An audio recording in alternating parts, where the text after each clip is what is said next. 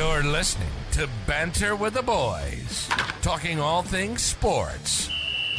From betting and brawls, Super Bowl to Stanley Cup Finals. Get laced up. It's time for Banter with the Boys.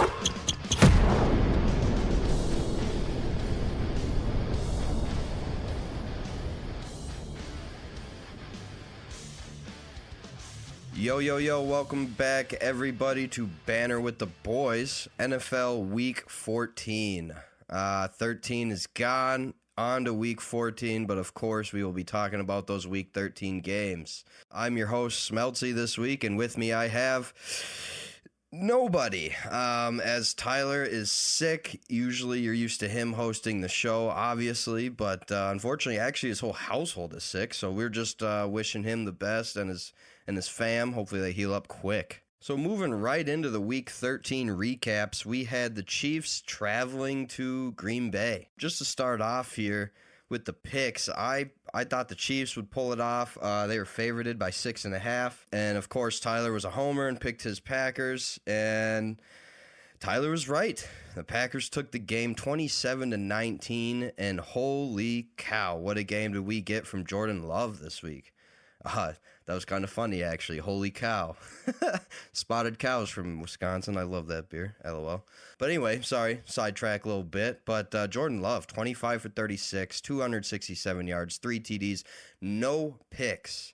Great game all around from him. Packer fans, I think you finally also saw a little bit more what you were looking for from A.J. Dillon. 18 carries for 73 yards. Kind of coming up with some key plays. In the clutch, I guess, when you needed him. Christian Watson, what a touchdown grab over, slipping in my mind who it was, but, I mean, we've talked about it on the show here the past couple weeks, how Christian Watson hasn't really shown to be that number one wide receiver, but that catch, that was a number one receiver catch, catching it over somebody like that, taking it away from him. Great play all around. So that Green Bay offense kind of just kept it going. What we were... Not me, I guess. I don't really give a shit. But what Tyler was kind of looking for, kind of hoping that Green Bay offense, with how hot they've kind of been lately and kind of figuring it out, could keep it going. And they absolutely did against Kansas City. Now, on the other side of the ball, Patrick Mahomes didn't look as good. 21 for 33, 210 yards, touchdown, and a pick. And that pick was ugly, in my opinion. Now, I can't remember who the receiver was. I think it was actually a running back coming out of the backfield.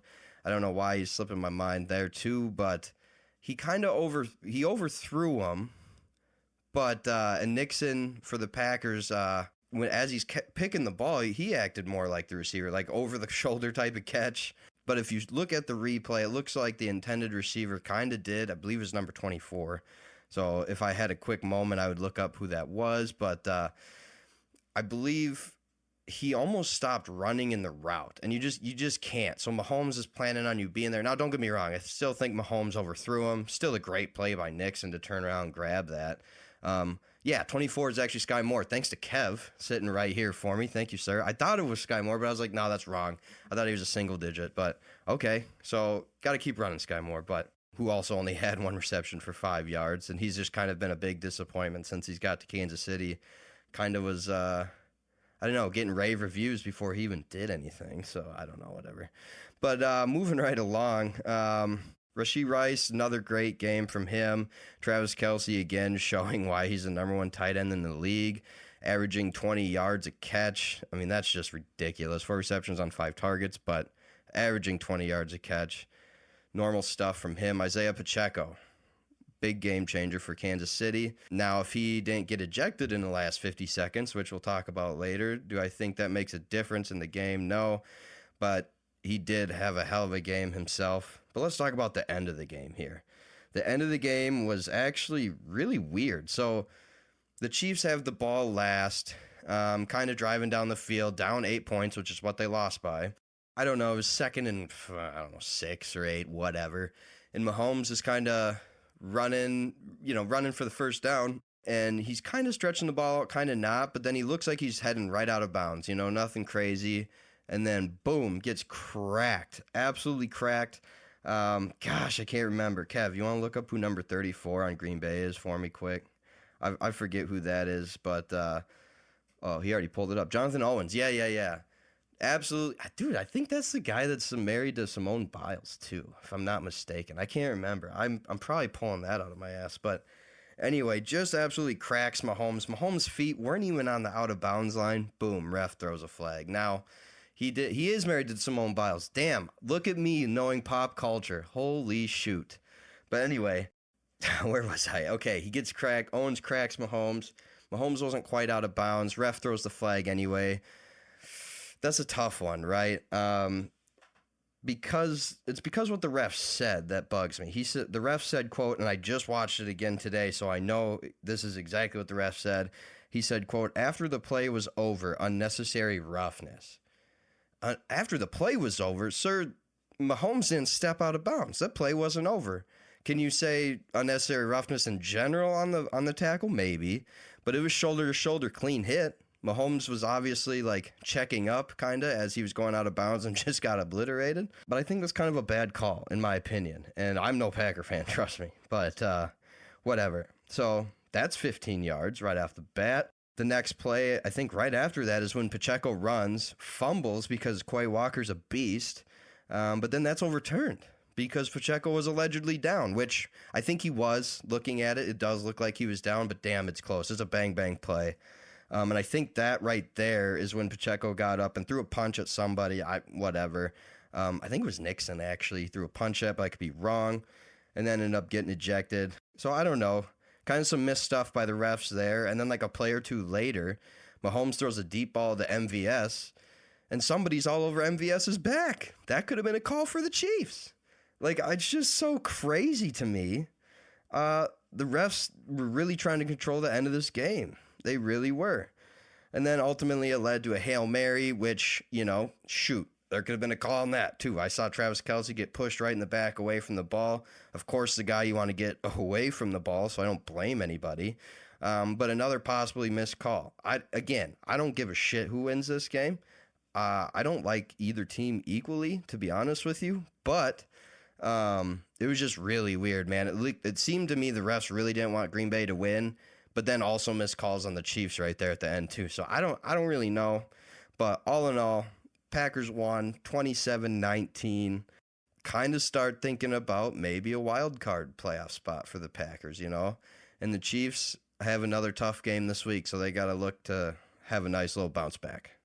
On to our second game of the slate there for week 13. Obviously, my Vikes typically number 2 game. They were on bye, so that's cool. Seahawks traveling to Dallas. Tyler picked the Seahawks to win this game. Dallas was favorited by 9 points. 9's a lot, but I took Dallas anyway. I figured Dallas would blow the Seahawks out of the water with how Geno has been playing lately. And boy, was I wrong. What a game this was. So technically, Tyler takes the L, but technically I took the L too. Cowboys only won by 6, so I didn't cover. So that sucks. But anyway, talk about Geno for a second. This was the Geno Smith that we saw last year. This Geno Smith showed up to play. 23 for 41, 334, 3 TDs and a pick. But wow, did he put on a show. His reads were there. His connections with DK Metcalf were ridiculous. DK, by the way, 6 receptions, 134 yards, 3 tuds on 8 targets. DK was absolutely ridiculous and all over the field. Charbonnet, I mean, not his best game, 19 carries, 60 yards, which gives us a 3.2 average, but he did have a tud. In there. Smith-Njigba, again, another great game for him. He almost had another deep touchdown, but I believe that was waved off. But all in all, not a bad game for the Seahawks. Yes, they took the L by 6 here, but that was the Geno we've been asking for and waiting to see again, and he showed it. He showed he's still capable of that. QBR of 91.2, still not amazing, but I mean, way better than we've seen the last few weeks from Geno, that's for sure. And again, just his plays to DK. I mean, just go look at it. Me talking about it's not going to do anything for you. You got to see it yourself. The ball placement for me, for a lot of DK's over-the-shoulder catches was just on the money. Noah Fant also 3 receptions, 43 yards. He had a huge diving catch, another one to go take a look at. Crazy play. He dives for the ball, And as he's catching it, he turns his body actually, so he knows that ball ain't going to touch the ground and possibly come loose. Just a great play all around. But ultimately, all of that effort was just not enough against this Dallas offense, man. Dak Prescott also 29 for 41, which is crazy, by the way. Both Geno and Dak both attempted 41 passes in the game. That's kind of wild. But Dak Prescott, 29 for 41, 299 for 3 tuds himself. Not the worst day, but he did take 4 sacks. You got to get that ball out of there. You can't continuously take sacks, and 4 is quite a bit to take in one game. So you just got to get rid of that ball. You know what I mean? Tony Pollard, not his best day either. 20 carries for 68 yards, only a 3.4 average, but he did have a tud. And I will say this about Tony Pollard: every time that dude touched the ball this game, it was aggressive. He ran downhill, and it kind of reminded me a little bit of old school Adrian Peterson, almost running angry, as they would say. Like, he's just like, you just think he's an angry man. I don't know, running people over. He just looked angry when he ran, really aggressive. So yeah, those 68 yards may not seem like a lot, but he fought for every yard this week. I really loved seeing that from Tony Pollard, seriously. And then you have CeeDee Lamb, 12 receptions for 116 yards and a tud. Jake Ferguson, the tight end, 6 receptions, 77 yards. He came up clutch. This dude, Jake Ferguson, I don't think I've heard of him before. Obviously, he's probably done some stuff this year. I'm not a Dallas fan. I despise Dallas. So far, you're learning a lot about me, that I despise a lot of teams in the NFL, but that's all right. I got my reasons for Dallas. One of them lives in Sioux Falls, South Dakota. Shout out. But yeah, Ferguson came up clutch, dude. Big third downs, coming up with the first down catch. I mean, you can't ask for much more. I'm curious how many years that kid has been in the league. Let me look here. He's 24 years old, 2022 pick, so that would make this year's 23. So this is his second year in the league. Okay, so not too bad. Out of Wisconsin, of course. Ugh, Badgers. Tyler will wring my neck for that. That's all right. But I do want to talk about the final play of that game. I mean, the Seahawks were driving. They really were, and then Micah Parsons comes up huge on a 4th and 2, comes in untouched, doing Micah Parsons stuff, hurries the throw. That's pretty much it. Unfortunately, the Seahawks just could not keep up with Dallas. And Dallas again shows that, they're not rolling over. They're 9-3, 6-0 at home. I just noticed that. I didn't know Dallas was 6-0 at home. Undefeated at Arlington this season. That's dope. I don't think they were last year. I think they had some issues at home, if I remember last year, but I could be wrong. But Dallas is trying to challenge for that top spot in the NFC. Do I think they're better than the Eagles? No. But with what happened in the Eagles game, which we'll talk about, do I think Dallas can challenge the Eagles? Yeah. Now I do. I really do. But again, we'll talk about that in a little bit. But all in all, great game. Dallas comes out on top again, 41-35. Game 3 of 5 this week was the Denver Broncos traveling to the Houston Texans. And so Tyler took the Broncos here, who were hot. So I don't blame him. It was a tough matchup. I took the Texans. Texans were favorited by 3.5. So Texans win 22-17. Yay me. Yay Texans. Texans are 7-5. Whoa.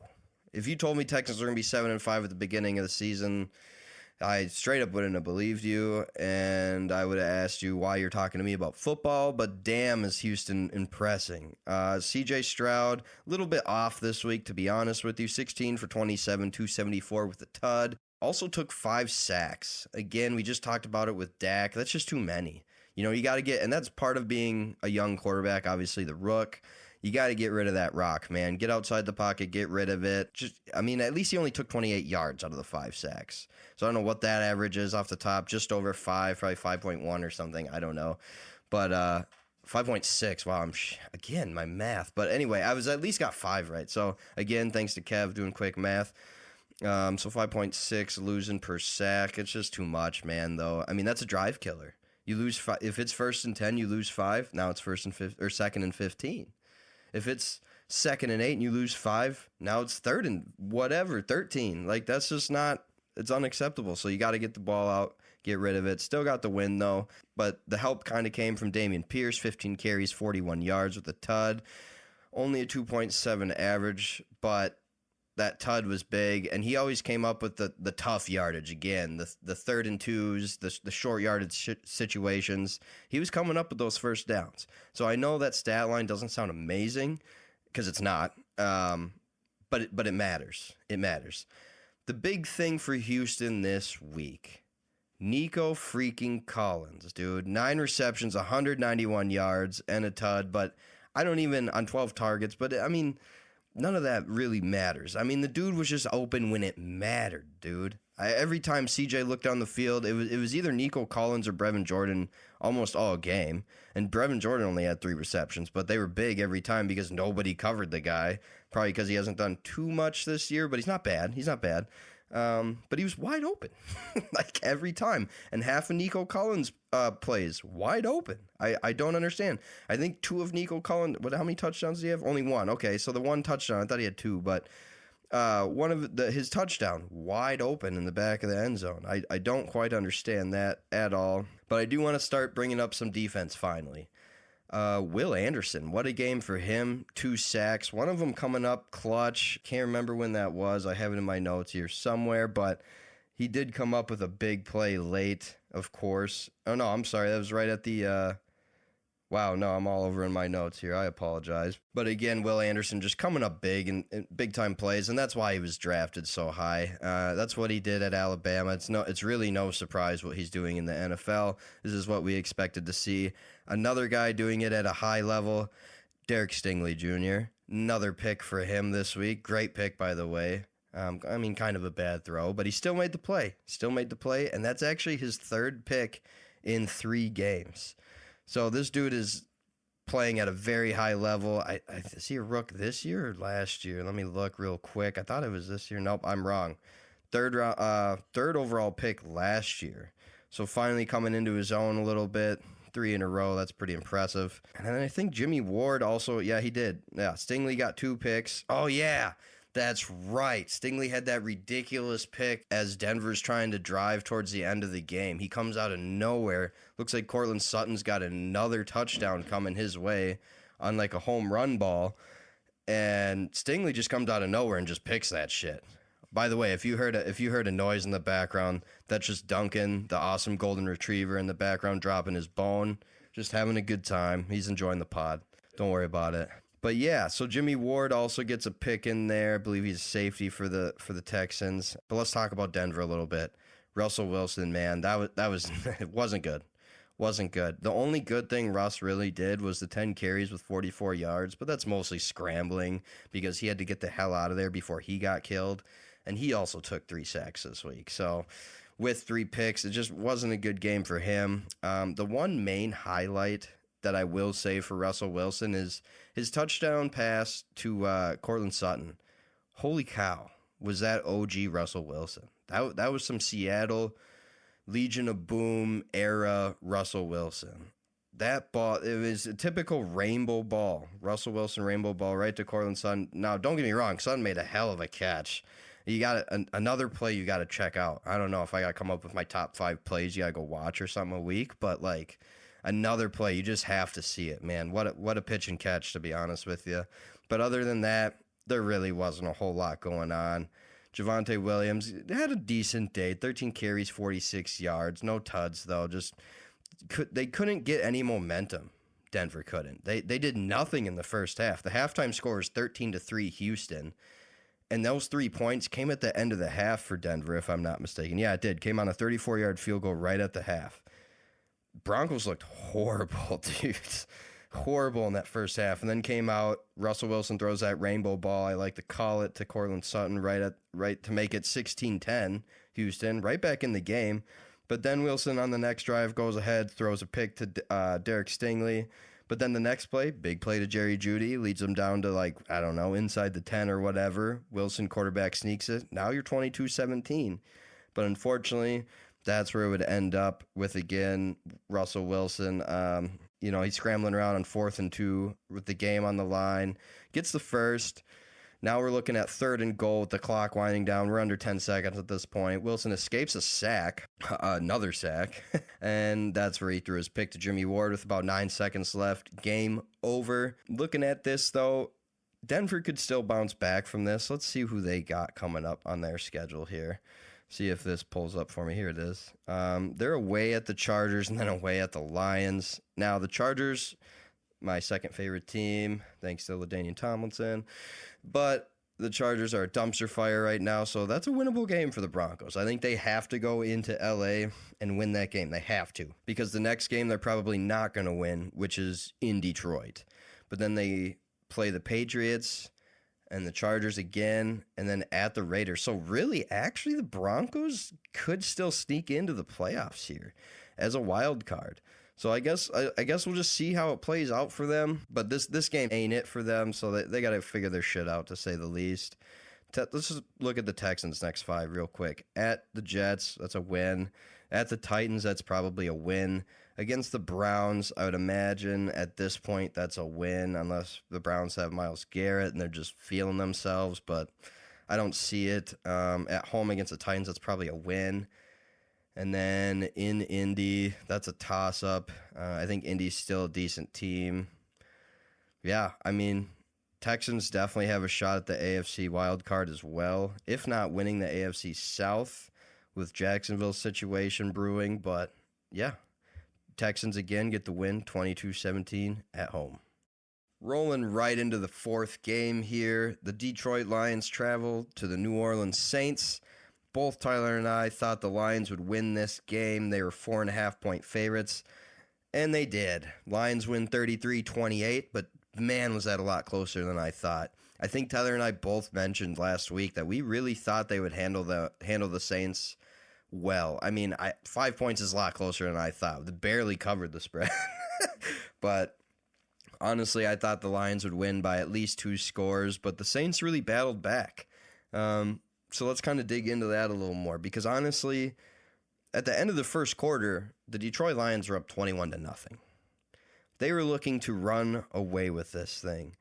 Laporta was looking ridiculous, and he continued it throughout the game. Of course, 9 receptions, 140 yards with a tud. 9 receptions on 9 targets, mind you. He caught everything thrown his way. But he was also open half of those. I don't understand. New Orleans was letting him do all these underneath crossing routes, and then they got him on a couple deep routes to Laporta. They just couldn't cover him. He was uncoverable for that game. But, you know, his quarterback was a little off. Goff was a little off. 16 for 25, 213, 2 tuds. You know, he just didn't look right to me. I don't know. He was feeling himself for sure in that first quarter. The whole offense was. The whole team was. But then they came out flat in that second half. They really did. I mean, they come out right away, first drive at the half, punt. You know, now the next drive after that, Laporta's wide open, of course, for 49 yards. But then you kick a field goal. You got to capitalize on these big plays. You have to. Now the next drive they did. Jamison Williams end around reverse for 20 yards, and then he Superman dives into the end zone. Boom, another play you got to check out. The Superman dive is worth it. Super badass. But Jamison Williams on the end around reverse for the tud. That was pretty crazy. Jahmyr Gibbs with that big 36-yard run. David Montgomery finishing it off, 1-2 punch. You know, Detroit looked the part, but that second half is scary. Again, being up 21-0 at the end of the first. Let's see, what was the halftime score? 24-7 Detroit at half. You can't be winning that game 33-28, man. You got to keep your foot on the gas. I mean, I don't understand what happened to the defense per se. I think honestly, to me it's Alvin Kamara. He kind of just kept, I don't know, chipping away at that Lions defense. I know he only had 14 carries for 51 yards, but he also had 6 receptions for 58 yards. So over 100 yards total for him on the day, and he just kept chipping away at him. You also had Taysom Hill back there, that gadget player that Tyler and I have been talking about. 13 carries, 59 yards, and a tud. There's also this weird play. Where is it here in my notes? I know I have this. There it is. Taysom Hill, this was in the third quarter, I believe. This gets him to a 1st and goal. Taysom Hill is back there in the quarterback position. And then there's this big number 99, for the New Orleans Saints. I don't know who that is, but big old number 99 sitting back there in the backfield with Taysom Hill, and it almost looks like Taysom runs a read option with the guy. 99. How do you say his name? Kellen Sanders. I'm saying it wrong. Kalen Sanders, maybe. I don't want to disrespect. I really don't. Does it say what he weighs right there while you have that up, or his 324? What's his height? 6. So he's 6 foot 324. This dude is in the backfield. That's why it threw me off. I was like, holy shit. Talk about a goal line package. Reminds me of Green Bay Packers B.J. Raji, 10 years ago or whatever, which was pretty dope, using him as a fullback. But even if Taysom pulls that ball, which he did, that dude's a great blocker for you. And then Taysom, gets the first down, gets him to first and goal, and then Taysom Hill sneaks it in for a tud, brings him within 24-21 at that point in the game. But again, we obviously know what happened the rest of the way. We did see Derek Carr go out of the game for the Saints. He did go out with a concussion again. I don't know if it was last week. I don't think it was last week he went out with a concussion. It might have been 2 weeks ago. But now that's 2 concussions in a pretty short period of time. I would imagine he's still in concussion protocol. We'll mention that later. But I think you got to be careful with him. And it's not even about the football game. You know what I mean? It's more about the person. You got to start taking care of people a little bit. Worst case, Jameis Winston starts for you next week, who came in and went 2 for 5 for 41 yards. Jameis Winston stuff. The Saints do travel to the Panthers, so I would go ahead and let Jameis play that game, straight up. Now, the Panthers have nothing to lose, so they're probably going to come out playing hard, maybe. I don't really know. Nobody really knows what's going on in Carolina right now, but I don't know, man. I would probably let Jameis start. Just be careful with Derek, man. Don't rush him back. He's already not having a great year. Allegedly, when he came out for the game and was announced, they probably announced, the Vikings do it where they announce the defense or the offense when you go to a game or whatever, not both. And I would imagine it's the same across the league. I don't know. So when Derek Carr got announced for the Saints on Sunday, allegedly, there was a lot of booing going on. So who do y'all want? I'm just curious, Saints fans. Who do you guys want quarterbacking your team? Are you okay with Jameis? Because if I'm in your shoes, I am. Why not? Why not? He almost led the Saints back to a win against the Vikes when he came in. Yeah, he threw 1 or 2 picks. I can't remember. I think he went 2 tuds and 2 picks. But that's unfortunately what Jameis is going to give you. I just wish, God, he's just so much better than that. He really is, but whatever. Moving on, Chris Olave with 5 receptions for 119 yards. Big day for him, as always, of course. A.T. Perry, only the 1 catch. Yeah, it was for 30 yards. I'm pretty sure it was big first down, but you'd like to see a little more from him. Get open, buddy. Gotta get open. Jimmy Graham, 1 reception for 6 yards, but he got that tud. Good for you. Back in a New Orleans uniform. Had some stuff earlier in the year. Good to see Jimmy Graham back in the end zone, though, to be honest with you. But yeah, that's really the game as a whole. Detroit just controlled it and ran away with it, and then almost lost it. So if I'm Detroit, look, if you're looking at the quarter breakdown, Detroit scored 21 in the first, 3 in the second, 3 in the third, and 6 in the fourth. Dude, it's not how you start the game, it's how you finish, no matter what game it is, right? And they almost lost that shit. So if I'm Detroit, you got to keep that foot on the gas, man. Stick to what's working. Stick to what's working. In that game, it was Laporta.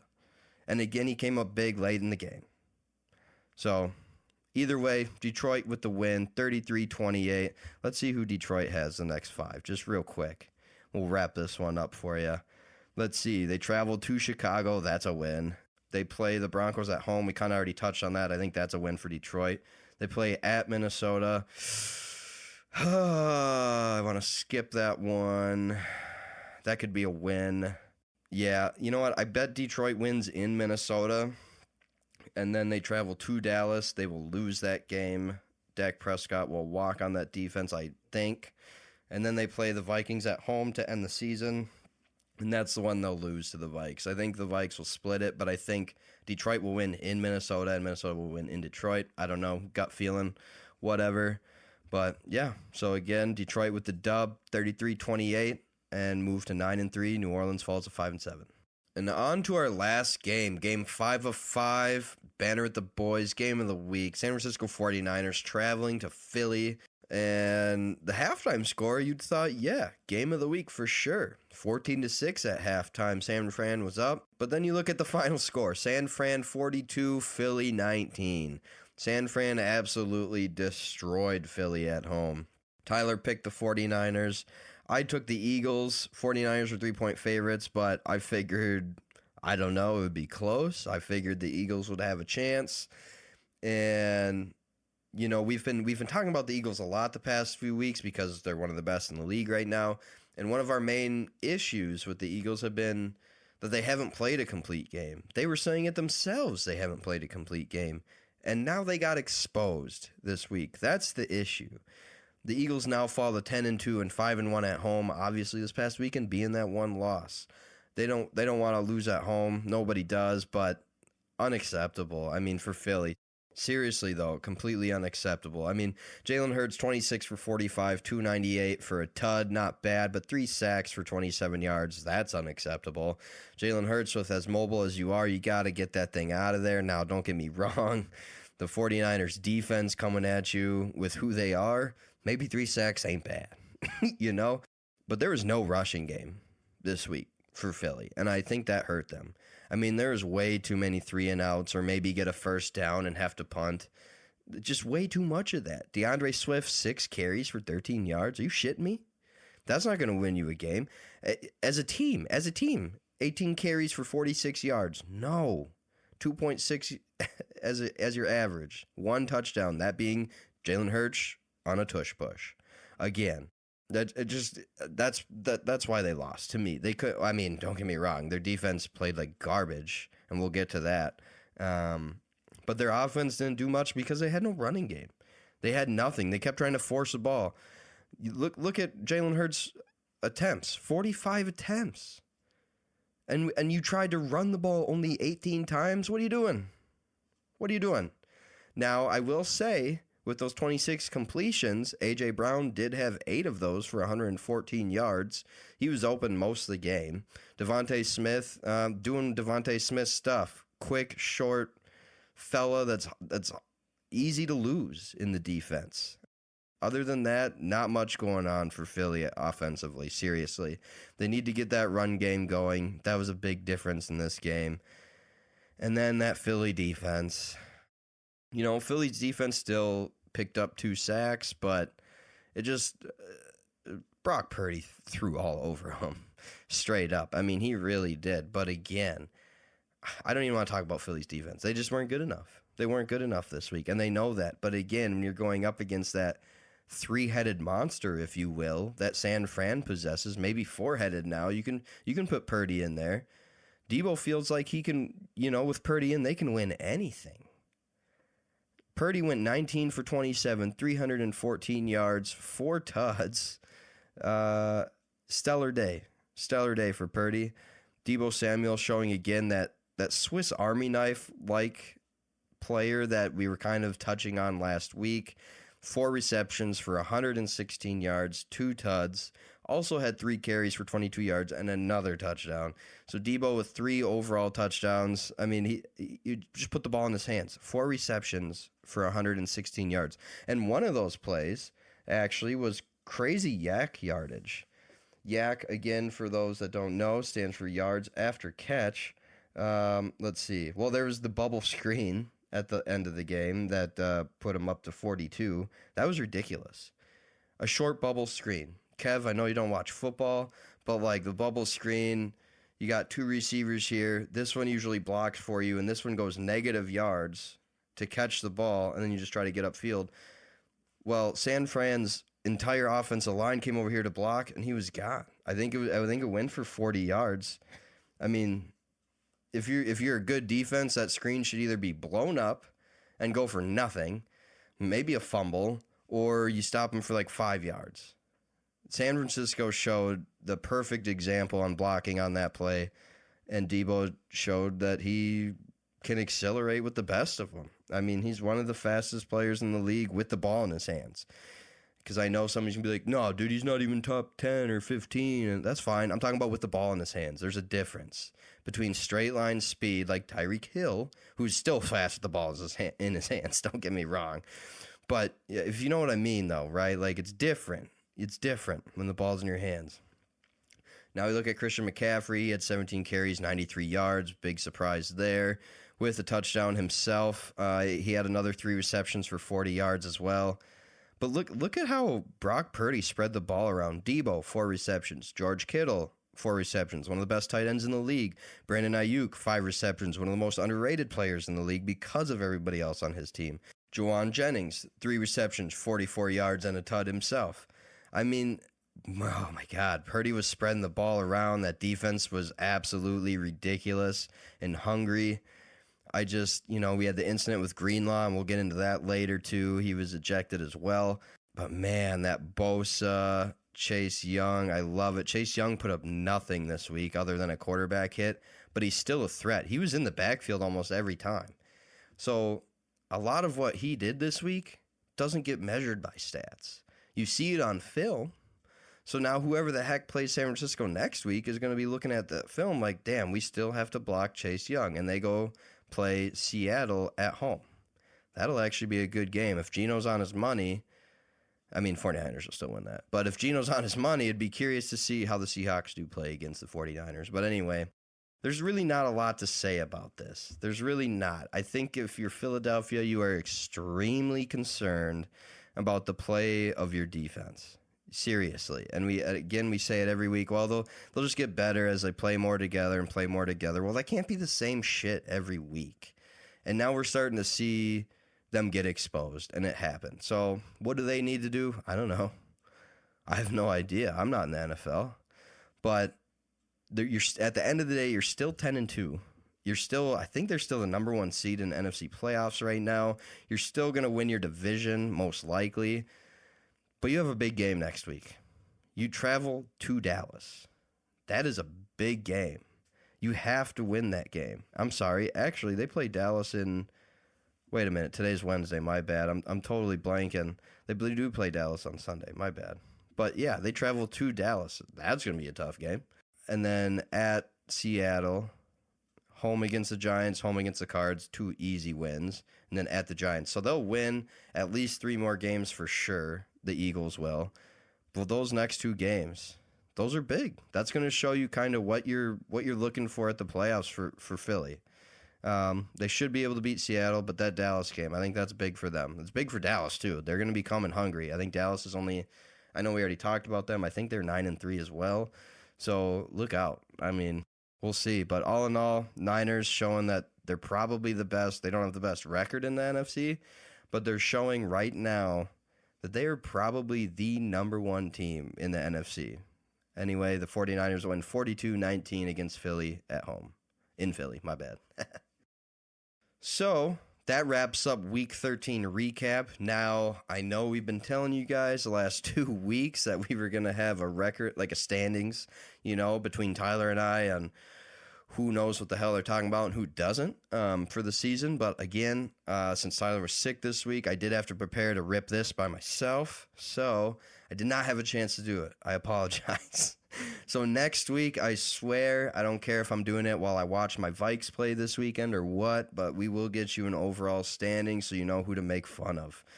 But as far as this week goes, as far as Week 13 goes, Tyler went 3-2 and I went 2-3. So I'm curious. I'm curious what the overall standings look like, but we'll have something for you next week. Don't worry. 911, what's your emergency? And here we go with some tent talk now, starting with the injuries, as we always do.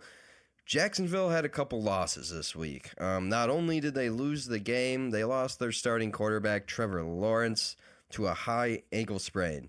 However, 2 days later, he was already walking without a boot on. So he is questionable for this week. So maybe you see C.J. Beathard start. We don't know yet. So who knows? That could be a game-time decision. If I was Jacksonville, I'm playing the Browns this week, who are already kind of on that lower-tier playoff team because of injuries as well.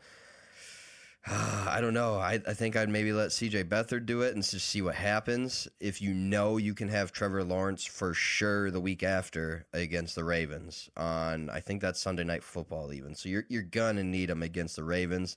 So if you have a chance to just wait it out, just do it. I think, unfortunately, which sucks because you really needed to win last week against the Bengals. You lost 34-31. Now you're at the Browns and then home against the Ravens. Thank God that's a home game, but it's still not good. Not good. So they need Trevor Lawrence back. We'll just see what happens. I don't think he'll play this week, though. I really don't, from everything I'm seeing. I don't know if I could even say I'd expect him back against Baltimore. Let's say we hope to see him back against Baltimore. But another Jacksonville injury. Wow, what did I say? Injury? Another Jacksonville injury. Christian Kirk, receiver, obviously, likely needs core muscle surgery. That blows for anybody. 6 to 8 weeks he could miss. So I guess we'll see what happens with that. But if Jacksonville makes a deep playoff run, they are saying they do expect Kirk to potentially come back. But I guess that depends on what happens with Trevor Lawrence too. So it's who knows? We could see Christian Kirk back this year. We might not. So unfortunately, core muscle surgery for him. Frank Ragnow, the center for the Lions, is kind of iffy for Sunday, but he kind of got, quote, good news after his MRI. Campbell said today, Dan Campbell, being Campbell, said today he is doing good. However, today being Wednesday when we're recording this, which is December 7th, I think. No, 6th. Tomorrow's the day that lives in infamy. He did not practice today. So that is kind of a downer, but I don't know. I guess we'll see more of a game time decision for Frank Ragnow. Tank Dell, having a decent year, man. Tank Dell having a decent year, but unfortunately that year is over. He has had successful ankle surgery, but his season is done. Not much else to say there. That is a loss for the Texans, but you did see Nico Collins step up and Braven Jordan, so that's a big deal for them. You need Dameon Pierce to run the ball a little more, but I think you'll be all right. Next on our little injury list here, Puka.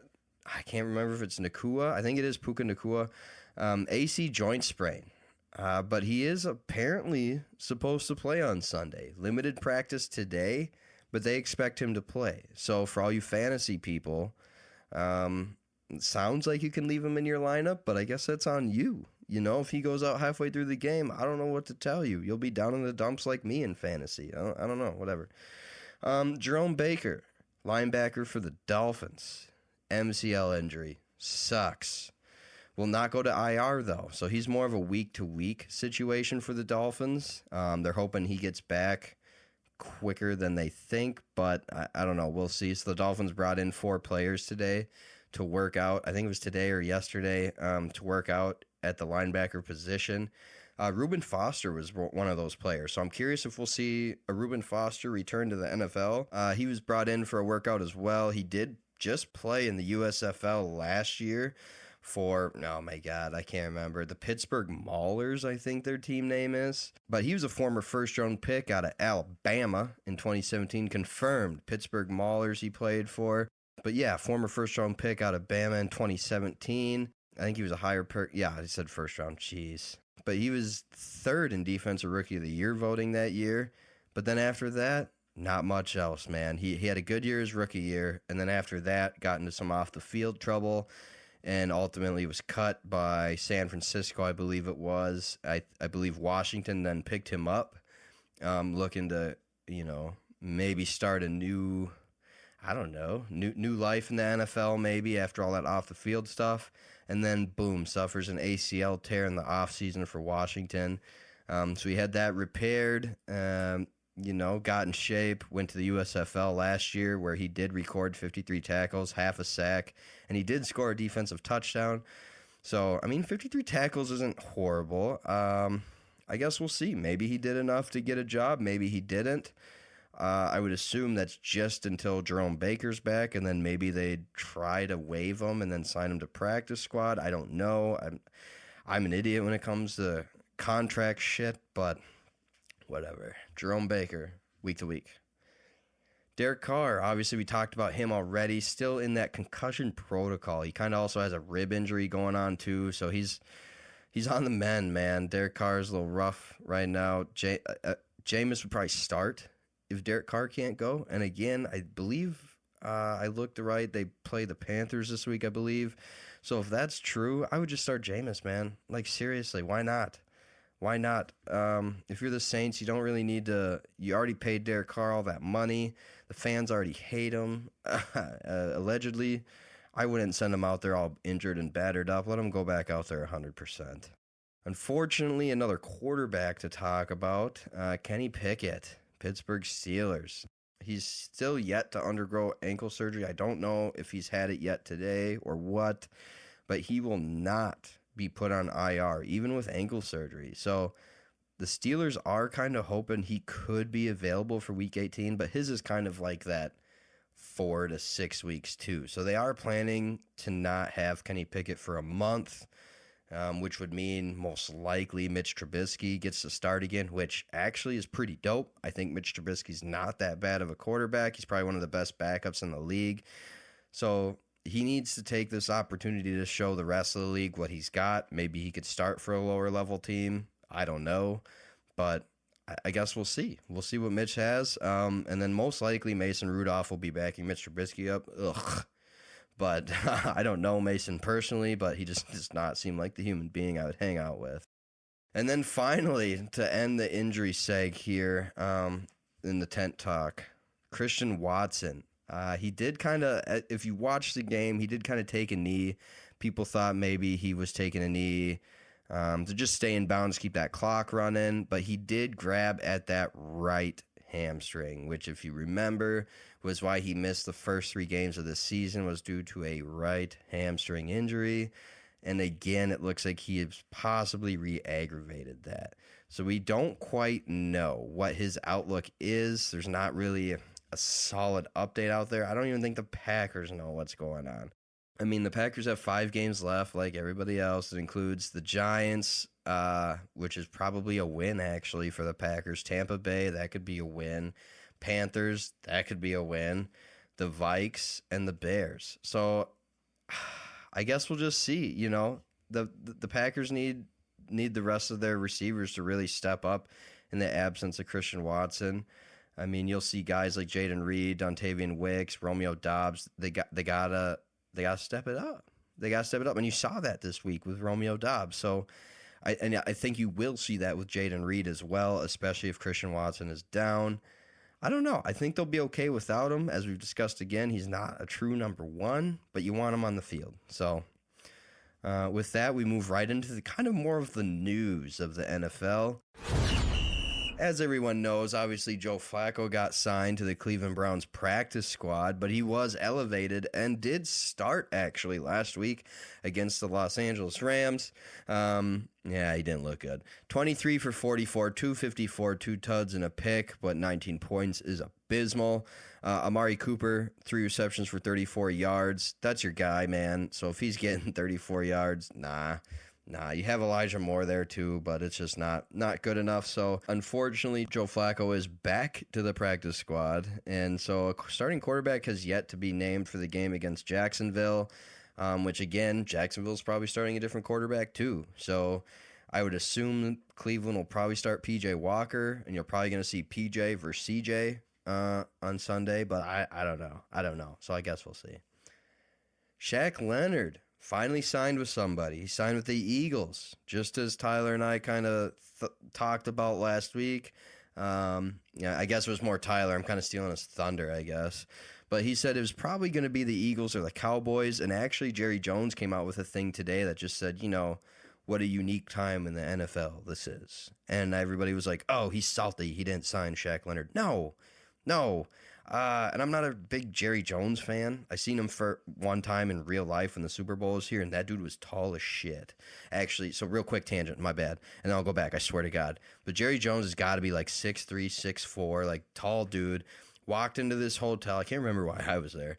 But he walked into this hotel, and literally, dude, this dude's walking up to his hotel room, and all the Dallas cheerleaders followed him. I dead ass, dude. It was the wildest thing I've ever seen. He's 6 foot. No way. That's BS. Google's lying. Google's lying because that dude was tall. Now, I am 5'7", but that dude was tall, bro, and wearing like some cowboy boots and everything, dude, and dressed in like all black, dude. He just looked like business. Yeah, dude. And then he had like all the cheerleaders following him. It was just kind of funny. I was like, that was pretty wild. But anyway, so back on what he kind of said, he was just saying how it's a unique time. And by that, he means like it's crazy that you can just sign a player and they could play on Sunday because Dallas plays Philly on Sunday. So they'll probably, as hard as they were trying to get him to sign with them, now they're going to see him on the field on the other team on Sunday. So he's just saying how unique it is that a player can sign, get up to speed, and play on Sunday. Now I'm assuming it's a little bit easier for defense, but NFL defenses are so complex, like way more than people think. So, but anyway, Leonard signs a 1-year deal with the Eagles, kind of for that playoff push, waiting for Zach Cunningham. We'll see what happens. If he's a depth player for them when Cunningham comes back, that's great for the Eagles. They need that. They need some veteran-ish leadership. I think he's still only 25, 26 years old, maybe. Maybe he could be a little older than that. But again, a little more veteran in that young defensive locker room other than Slay, I guess. Adrian Amos, real quick. Not really worth mentioning too much, but he does clear waivers. He's now a free agent. So if somebody needs a safety, I guess, he's available. The Jets have released Tim Boyle after 2 starts. So there's kind of some weird shit with the Jets right now, and that kind of leads a little bit into our quote-unquote Rodgers watch. Allegedly, Rodgers had, and I wish Tyler was here because he'd be all over this shit right now, I know it, but like allegedly somebody in the building for the Jets kind of, I don't know if they leaked the conversation for Rodgers, more or less twisted what Rodgers said to whoever, right? Rodgers doesn't know. Somebody leaked this shit. But basically, allegedly Rodgers told somebody that Wilson doesn't really want to start for the Jets or play right now because, you know, the Jets are horrible. So he doesn't really want to get injured, doesn't want to get smacked around. And who does, right? So I don't know. I don't know. Rodgers came out pissed on I think it was the Pat McAfee show. I don't know. I honestly got to look at that more. It's kind of interesting. Maybe we'll talk about it more next week. But as far as we know, Tim Boyle is released. And as of like this morning, I think Wilson is going to be starting for the Jets this weekend. So I don't know, maybe a bunch of crap. But the Jets did sign Brett Ripon or whatever off Seattle's practice squad. That's not the move. So if you are friends with Zach Wilson, I would just start that dude, please. Because if you're the Jets, because Brett Ripon ain't it. And as far as Rodgers watch goes, I mean, really, nothing really came out this week as far as I'm aware, other than kind of the weird New York Jets internal BS. And again, maybe we'll talk about that a little bit more in depth. But as far as we know, he's still kind of eyeing up that Christmas Eve projection if the Jets are still in playoff contention. Which, I mean, at the moment, they probably won't be. They play Houston this week. That's probably an L, unfortunately, for the Jets. And to think that they were just a quarterback away, to be honest. And now they're sitting at 4-8, probably going to be 4-9 after this weekend, which would be 1, 2, 3, 4, 5, 6 L's in a row. And then they play the Dolphins after that in Miami. That's probably an L2. So, unfortunately, the Jets, I don't think we'll see Rodgers this season, to be honest with you. Because, yeah, if they're not in playoff contention, why? But now, does this start a new Rodgers watch? A Rodgers watch of, you got to trade me now because that was some BS that you leaked my freaking conversation within the organization. So, I don't know. Maybe that's something new to watch now. But that's pretty much it for Tent Talk this week. And, yeah, hopefully we have no injuries next week because that's never a fun part of the game. Genius! Yo, welcome back again. It's still me. You're still stuck with me for Bonehead of the Week, though, so that's fun. Allegedly one of Tyler's favorite segs, so that's great. But also joining me is the guy that I kept referring to all freaking episode, looking shit up for me real quick, Kev. What's up, everybody? How we doing? So Kev doesn't really watch football. He did this weekend, though. You watched the Packer game. I did. I'm from Wisconsin, born and raised, so I'm just like, by association, a Packers fan. But I don't watch every game every week. Also, living in Minnesota, they're not always on. And I'm not as diehard as you guys, paying for like NFL Red Zone and crazy shit like that. So I'm definitely not going to be putting money into that. But if it's on, it's on. And I happen to catch this game. I guess I can't blame you too much because guilty by association is part of the law, too. So, like, whatever. Like, if you really want to, like, watch the Pack, I guess that's what you... Go Pack, go. Hey, I have a Rodgers jersey, but I've also I've had it for 5 years, and I've worn it 2 times in my life. Kev. Granted, it was to the office, but I got a lot of hate for that at the corporate No office, shit. so. Yeah, good. Good. Yeah, for sure. It's no Pack, no is what we like to say in Minnesota. But anyway, so weird week this week for Bonehead. So we had 3 players kind of break out of their I mean, you're kind of, when you're a professional athlete, you're kind of you're critiqued on everything on the field, off the field. Doesn't matter if it's football, baseball, hockey. You're under the spotlight for everything. What am I missing? The basketball court. Yeah. Thank you for the 4 major sports. But like, you're critiqued on everything. So this week we're going to talk about 3 players that decided their fists were part of the game. We'll start with the least controversial and kind of work our way up from there because it gets really interesting. So, sorry, you probably just heard the click of my pen there. But so the first one is kind of the game that you actually watched, right? So Pacheco, I think it was right after he fumbled the ball, if I'm not mistaken. And so he fumbles the ball and then gets up, and I'm sure, Kansas City didn't expect to lose that game. So I'm sure he's frustrated. The whole team was pissed. It was clear that there was some aggression happening throughout that game from my take on it. The team wasn't happy of how the game was playing out. So they were trying. Right. So your main sport that you watch is hockey. You got it. Where it's totally allowed to punch somebody in the face, but you're going to get it back. Yep, you're not going to just and do it it's once. legal. But as far as like staying, even in the heat of the game, right? You're frustrated, you're losing the game, you obviously want to win the game. But like in the heat of the game, you still got to stay under control of yourself. Absolutely. So what do you think of that? Just witnessing it, you don't really watch football. Obviously, punching people in the face or rather the helmet and hurting your hand probably, most likely. But like, that's not part of the game. What do you think, like seeing that? It fits in this segment 100,000 friggin' %. Bonehead move of the week. I watched the play over and over again. They talked about it. It was so funny watching it live. They had to do 4 different takes of it to actually see what happened because it was obviously behind the play. Right, he fumbled the ball. Right, it was got after. Pissed. Yeah. Yep. So they're always every camera goes to the guy running down the field. Yeah. But to me, it was so dumb. Don't get me wrong. I'm a sucker for a battle. These guys were going at it, right? Like they weren't just like, yeah, you like your hockey fights. Yeah, don't get me wrong. I love someone getting punched in the face, but this was just a bonehead move. I thought it was really stupid. And of course, he gets booted out of the game. And again, I don't really watch football very often, but pretty confident he's their number 1 running back. You can't have him leave, yeah, for right? sure. No, You sorry. can't have him I was blanking for a sec. Yeah, for sure. You need him in the game. You can't have him just get booted. And he just happily trotted off the field like, oh, we're not getting our asses kicked, but like we're losing. I could possibly be helpful in this game. I'm going to punch someone in the fucking face and be done with it for the game. Like, stupid move. Really, really dumb. I get there's heat of battle, heat of the moment. I understand that. But where's the self-control? You mentioned these athletes are top tier. They're always being viewed and under a microscope or under like the spotlight in every aspect of their life. Punch someone in the face, you're going to get called for that. It's just stupid play. Just a stupid freaking play that I don't think it cost his team the game, but he was a pivotal point. He was a pivotal player on their team. They could have certainly have used him. No, I like everything you said. I don't, again, right, like you said, it probably didn't cost them the game, but he's a main player. Like, you got to have him on the field. So it's just a bad move. It's a bad move all the way around.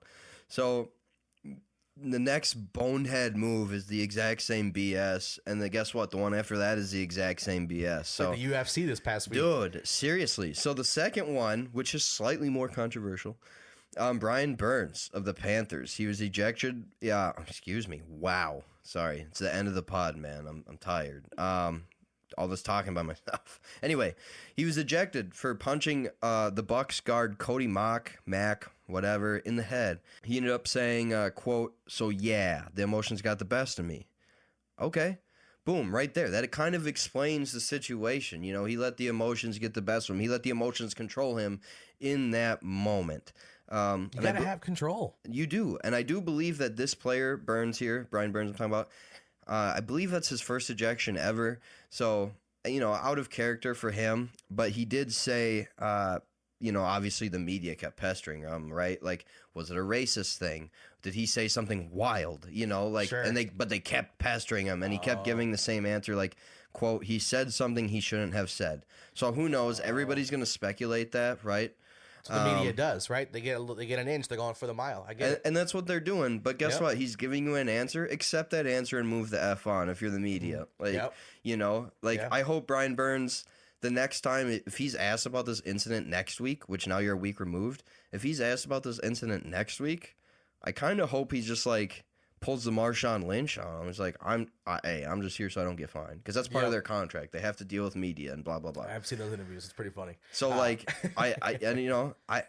get sick of being asked that over and over and over again. But people just wanted to know what was said to cause you to act out of emotion. But all in all, like, he made a mistake. He owned up to it. He's sorry for it.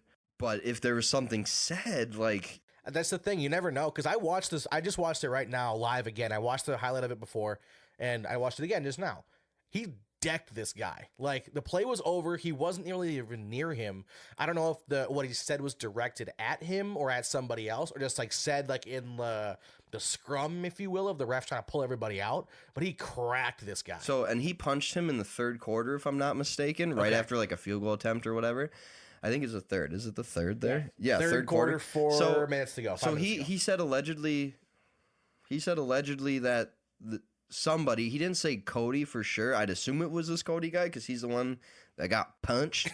But like, he said that he said something in the first half. So this dude, it was festering. Got it. So it must be something enough that it kept replaying over and over in his head and he snapped, right? Again, got to stay under control. But to what point, though? If this dude is coming at you, I don't want to talk politics or race on the show, but if he's coming at you in that sense, that's unacceptable. Agreed. Now, to that point, then, would the referees ever step in? Because they're all in the huddle, They better. on the scrum here, right? I would assume there's a policy in some. I mean, everybody's player's helmet says "stop the hate" and stuff like that. So you'd assume that if something like that was said, that the referees would either make an adjustment or take action and fix that, or let the players handle it themselves like a hockey game. In this case, either it was said in the first half, nobody heard it, and just this guy did, or it was said before, everybody heard it, nothing was done, and he's like, screw it, I'm taking matters into my own hands. And then if that's the case, I don't blame this guy for cracking the dude in his shit. But again, we'll never know, unless someone's mic'd up and the audio gets leaked like the Rodgers thing. So you never know. So again, like, the controversy continues. We won't know, and all we have is what he said. Quote, again, we'll leave it with this. Quote, he said something he shouldn't have said. Very interested to see what happens. Yeah. Anyway, Panthers ended up losing that game 21-8. So again, was he frustrated about the game? Maybe not, because they are only a 1-win team this year. Well, it's also 5 minutes left in the third quarter. There's still a lot of football left. But again, it's the fact that it was said in the first half. So like, he was thinking about it. Like, dude, this is just like something. There's something there. Mr. Cody here said something that's unacceptable. Yeah. Has he publicly commented about what was said? Cody? Yeah. I don't know. That's a good question. Let's see if he did come out and say anything. Because I mean, if it was known that he cracked him in his shit for a reason, and it's like, well, hey, dude, you said something in the first half. What did you say? I mean, to his point, if he's the one that said something, he's probably not going to be obviously like crazy racist and like, yep, I said X, Y, and Z. So this is allegedly what Cody said. He was asked if he's ever been involved in a situation like that, and allegedly explained his side of the story. Let's see. This is from. What's the source on this? Yeah, that's what I mean. I want to cite my source. You know what I'm saying? This is from All Panthers FN, so it must be a Panthers fan page. So I don't know, but let's see here. This quote was taken from a video posted by, I don't know her name, Aline Hinatuk. I'm not even going to say her last name. Sure. I don't want to mess it up. But it's the NBC, the Tampa affiliate. So this quote was taken from their NBC's video, allegedly, on the Panther fan page. So we can take this how we whatever. Yep, take it with a grain of salt here. So quote, not coming from us direct. So quote, Cody says, nothing like that, no. I mean, you talk a little bit to each other, but no, nothing like that. I'm assuming they probably asked him if it was some sort of racial remark or whatever. Yep. That was a new experience, but it was fun. I liked it. He had been talking a bunch, which it happens, and you're kind of in the pile, and you don't know what's going on going to happen. So you try to push him out of the pile a little bit, and I guess I was just a guy he retaliated against. So was that the case in the video you saw? Were they kind of getting up off the pile? No. Yeah, no. I Not think from I think it's more targeted. Like Burns knew what he was doing. So this is what Burns said in this same article. He said, Burns says, I want to apologize to my team, my family, for conducting myself that way. Never been ejected from a game, especially for doing something like that. Emotions got the best of me. One of the oh, dude, no. He came right up to him. He looked for him. He wasn't in the He knew pile. he was coming. Yeah. So anyway, he goes on to say, one of the offensive linemen said something in the beginning that he shouldn't have said to me and Marquez Haynes Sr., and ever since then, I was pretty much on 10. So he was pissed. Makes sense. The next 3-word sentence, I was mad. Okay, I should have kept reading. Some events happened. We got scored on. The game wasn't going our way initially. It wasn't even my fight. I just got pushed, and I turned around and reacted. I take accountability. So maybe Cody didn't even push him. Maybe it was somebody else that touched him or whatever. Somebody else. But it probably wasn't a push. It was probably more of like a touch or barely of a shove. And like if he's already on 10, that was it. That was like the last straw. You know, it's the boiling point. Was it the straw that broke the camel's back is the expression, right? It's just the one little feather or whatever, the little tiny thing that just sets you over the edge. So looking at the video again, like I said, they're all kind of chilling outside like the scrum, and he wasn't really involved in it. And it looks like he just came over and just straight cracked this dude. So who knows, man? Who knows what'll happen? We'll see, to your point, if he gets asked about it again next week after the other guys' I comments have hope been not. made Just move public. on from it. They both seem like they're cool and want to move on from it. Just move on. But the media will be media. They may continue to pester this to see if there's something more there. No doubt. So we'll see what happens next. So, unfortunately, we do have one more to talk about, and this one is probably one that everybody has heard about. Dre Greenlaw with the San Francisco 49ers. I believe he was the one to suplex Devontae Smith into the turf, to which most people were upset. Now, did he need to suplex him into the turf? No. Was he in bounds? For the most part, yes. So, I don't know. It could be unnecessary roughness, but that's it, right? Everybody gets up, you get 15 yards, that's it. Well, according to Mr. Big Dom, they call him, DeSandro, I believe he is the Eagles' like head of security on the sideline, something like that. Basically, he's a part of their I don't want to say coaching staff, but part of the Philadelphia Eagles staff in general. Someone on the line. Somebody on the line. There. Yeah. Yep. So he was there, and you're watching it now. Have you seen this one yet? This is the first time you've seen it? I haven't seen this one. I saw the first one I was seeing the first game, and the last one I saw it in a highlight video earlier. So the video you're watching now, does it show the hit that Greenlaw puts on the player, which is Devontae Smith before? Okay. Let me go back and find that video real fast. Continue on. Sorry. Yeah, so basically Greenlaw suplexes him. I'm pretty sure it's Greenlaw. And then... Oh, yeah, right here. Okay, yeah, he definitely gave him a little extra WWE move there for sure. He definitely throws him on the ground there. People kind of get up. And then the players shove, and now Dom comes up out of nowhere. Now that was dumb, personally, for him to get involved in that. 100%, and there's rules against that. There is. You know, okay. you're a non-player. You shouldn't be touching other players, especially of the other team. I'm sure it's okay to like touch your players, not punch them in the face, but like you know, or push them or whatever. Like help them get up if. But help, like, yeah.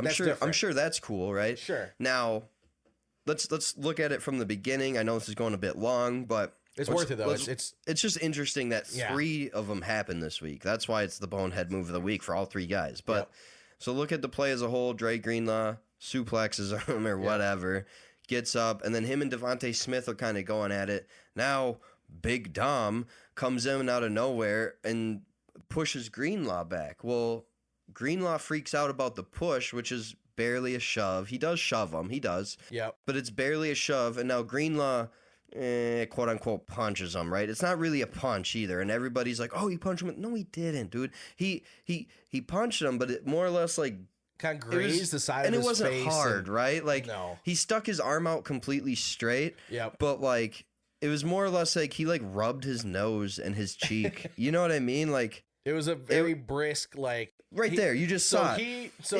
To that point, he barely made contact. It depends on your version of a punch. If you're talking the Burns punch from a minute ago, that's a fucking punch. Which probably hurt his hand more than the player Dude, because he punched punched him a in the helmet. face in his face mask. Dude, he has a glove on, but ain't no UFC glove. But I guarantee you, Greenlaw could have kicked Big Dom's ass if he needed to. You know what I mean? Sure. I feel like he held back on that. So well, his arm was fully extended, so No, I wonder what would have for happened sure. had he had better aim. For sure. Also, is he, not to get into like fighting tactics, is he a left-hand or right-hand dominant person? Is he just throwing whatever Sure. he can? Like, because to the credit of what actual contact was made, he grazed his nose, like the front of his knuckles, and then like kind of barely made contact with like the right side of the dude's cheek. So like there was contact made, unnecessary, uncalled for, whatever you want to say, but in the act of like saying you got punched in the face. yeah, and I mean at this point in the game was pretty out of hand at this point anyway. Like Philly's going to be frustrated in general, but like Greenlaw deserves to get ejected, which happened. Yes, you just punched a non-player personnel on their sideline. You cannot do that. You're ejected. Bye. They ejected Dom as well, DeSandro or whatever. I don't know how to say his name. Big Dom, right? Big Dom. The Yeah, I'm just gonna linebacker keep calling coach or him whatever it Big was? Dom. No. Head of security. Oh, that's my apologies. Yep. But if you saw Philadelphia's head coach Nick Sirianni or whatever, he comes up to. You don't see Nick touch a single San Francisco player.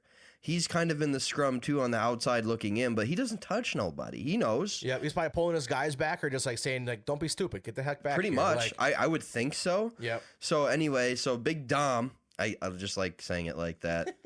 He's a big guy though. Like, they're standing dude, tall. he's a big dude. They're Yeah. tall. Yeah. So he gets ejected, much to Philly fans' delight, though. That's the annoying part. They were cheering, they were going nuts, which if I'm a Philly fan and I'm lit, having a good time at the game or getting killed, but that happens and your security guy gets ejected, okay, I'm trying to look at it from that point, like an entertainment point, like, oh yeah, hell yeah, like that'd be fun, but like, Yep. Well, think about it from like the like a hockey he's now perspective. he's like a local, he's Rocky now, he's a local hero to those people. Yeah. Well, think about it from like a hockey's perspective, because like hockey is what I know. That'd be like the equivalent of like the guy that hands you a stick when you broke your stick. If he comes over and yanks somebody off the pile that happens on the bench, and you're just getting your ass. It'd probably be crazy, right? It'd be cool. As a fan, you'd be like, whoa! That'd be lit. You never know? see them get involved. But No. to your point, he shouldn't have been involved. That's a bonehead move. No, bonehead move. So both ejected. Greenlaw ended up getting a 15-yard unnecessary roughness. Here's the funny part, really quick, to wrap this all up. So they review the play, right, to determine ejection at that point. Like, Sure. whoa, there's a punch thrown. Now we have to review it. Now, whether that's the refs on the field or New York or whoever the F is doing it, right? But after the play is reviewed, according to, I think this is Rule 19. Ooh. I don't know how many effing rules there are. Whatever, fact check me, that's fine. But Rule 19 or something I wrote in my notes. I don't even know. But it says a non-player can't be given a flag post-play. So if they review a call, right, they can still give a player a flag after reviewing, which is also BS, by the way. But if it's something serious, whatever, like targeting, I'm sure that's how targeting comes up, is after the review, right? You're protecting you can somebody. see it live, but whatever. All right, we're going on tangent. But they can flag a non-player, so they can flag Mr. Big Dom in real time. But not That's after. legal, but they can't do it after, right? Did they do it after? No, they didn't. And Okay. and that's the problem that some San Francisco fans are having. Now, they won the game and blah, blah, blah, but they're like, we got an ejection and we got a 15-yard penalty. Where's their 15-yard bench penalty or whatever it may be, 10-yard penalty? I can't remember what it is. Should have been But where's their something. penalty? Where's their side of it? Yeah. They just had their head of security ejected. That's it. So that's the big thing with that one. That's kind of controversial. So I'm curious. I'm curious if we'll end up. They're already saying there's like a new Big Dom rule going into place about like non-player personnel on the sideline and penalties and all this crap. I haven't really looked too far into it yet, but like it's just interesting. It'll be You weird know? to see what happens in the future for that. Bonehead move. He didn't need to get involved. Like, No. to your credit, though, if the other team's fans were pissed off that they got penalized versus the team did not, when, like you said, Rule 19 or whatever, it was, Yeah. you can't do that. It Yeah. should have been called in the moment, and they should have, in theory, probably been offset or whatever the difference was, a 5-yard delta, whatever it would have been. It should have been called. So, I mean, granted, they won the game regardless, but in the event of being fair. Then, to your point, they reviewed this over and over and over again. They looked at it. So. No, they looked at it. Now we'll see going forward if Isaiah Pacheco, Brian Burns, Dre Greenlaw, we'll see if any of those guys get, I'm sure they're all getting fines because it's the no fun league, NFL. Yeah. But like, we'll see if they get suspended any games. I don't really see any of them suspension worthy. Maybe Brian Burns, just I was because going to say that one because he seemed cracked. targeted to me. Like it seemed, Well, he admitted it was quote targeted unquote, because premeditated. You know what Yeah. I mean? Like, and like you said, he admitted to it. festering. Yeah. You know. But like the Greenlaw one, I could see maybe a game suspension because it's a non-player personnel. But then that dude better be suspended from the sideline for a game too. Big Dom. Well, that's the thing. It was a retaliation thing because the Big Dom dude pushed the guy first. And we're not okaying the retaliation of punching somebody in the face. Well, if you want to even call it a punch, we've already been over that. But like, little baby swipe. yeah, baby swipe with a fist. But I don't know. It just didn't All in sit all, well. in all, at the end of it, all three of them are boneheads. You gotta keep your emotions in check, especially on the field, but off the field too. So like, you just gotta keep your emotions in check. I agree. Thanks so much for having me on this little segment here, buddy. I appreciate it, dude. Yeah, absolutely. At least you're not the bonehead. Not yet. We'll see how the edit turns out. Oh shit. And now for our Week 14 slate. Thank God my Vikings are back this week, but they gotta win. But anyway, let's just start off with the Packers like we always do, which I don't know why we always start with the Packers for recap and predictions. That's kind of BS. But anyway, so Green Bay travels to the New York Giants this week. Tyler picks that as a win for the Packers. Green Bay is a 6.5 point favorite. I will also take the Packers. With the way the Packers offense is going right now, I think that's a good win there. It's a Monday night game. Packers are technically the 7th seed in the playoffs right now. They have something to play for, and I think you'll see another dub this weekend. Moving on to the Vikes. My Vikes traveling to Vegas. I really actually wanted to go to that game low-key because flights to Vegas aren't that ridiculous. But Kev, guess how much tickets were for nosebleeds for that game in Vegas? By a couple hundred. $400. I couldn't believe it. I was like, even if I just like had a quick trip to like go out there and see the Vikes play in Vegas, I want to see their stadium. It looks super dope. But $400 for nosebleeds? No way, dude. So anyway, That's Vegas event pricing right there for you. no shit. So I want to see a Knights game there too, but that's another pod. But anyway, so Tyler takes my Vikings, who are a 3-point favorite this weekend. I will also be taking my Vikings, of course. Romeo Dobbs. Wow. Not Romeo Dobbs. My bad. Packers on the brain, unfortunately. Josh Dobbs has been named the starter for the Vikings this week, despite his 6 turnovers the last 2 games. But they changed the scheme up a little bit, so we'll see, I guess, what they really changed. If they're allegedly playing the Dobbs strengths now, so I guess we'll see what KOC came up with. The next game is borderline game of the week. It's not for the Banter the Boys crew, but it's borderline. We have the Buffalo Bills heading to Kansas City. Kansas City is only a 1.5 point favorite. Tyler's going with the Chiefs. I really want to go with the Chiefs. I actually think Mahomes and company could win another Super Bowl this year, if I'm being quite honest with you. They're that good. Buffalo coming out of the bye, though, I think they're going to be ready to play. I think they know they're on the outside looking in, to be honest with you. Let's see. The Bills are actually the 11th seed right now in the AFC, so they got to climb 4 spots to even have a shot at the playoffs right now, with the Dolphins leading the AFC East by such a long shot. So they're right there in it, though. They're only a game back of the Colts for the 7th seed for a wild card. So I think Buffalo comes out strong. I'm picking Buffalo here. I know it's crazy in Kansas City, but with that Kansas City loss to Green Bay, that's concerning. But they do go back to their home crowd. Guess we'll see what happens. And then we have the Colts traveling to Cincinnati. Tyler taking the Colts here, and this is another interesting matchup. The Colts are favorited by 1.5 points. Tyler goes with Indy. I'm going to go with Cincinnati. I think Jake Browning is playing really well right now and actually kind of trying to keep those Bengals relevant. You know, they pulled off the dub last week, I believe. So, yeah, I would say Jake Browning is just better than whoever the hell the Colts are sending out there right now, which I don't even know. I don't know. That'll be a good game. Good noon game. So if you're up early enough, watch that one. And then last but not least, Sunday Night Football, banner of the boys, game of the week. Talking about the frickin' Eagles again. But the Eagles travel to Dallas. Tyler takes the Eagles here. Dallas is a 3.5-point favorite, and I think Dallas is going to win that game for sure and cover. I think Dallas is kind of hot right now. They look really good. Dak looked comfortable, man, on Sunday. He just the way he carried himself, he was feeling himself late in the game. The way he was kind of strutting around the pocket, if you dare say strut, when you're playing the game, but like he felt so comfortable, man. Like I think Dallas could actually for once be a contender this year and not just a pretender. I think they're a little more than regular season. So I'm going with Dallas. So it looks like Tyler and I split on 3 games. I almost agreed with him on that Buffalo-Kansas City game, but fuck it. Let's make it interesting. Disagree. So as always, I know this is a lengthy one. If you're still here with me, I appreciate you. I know Tyler appreciates you. Kevin appreciates you coming on the show.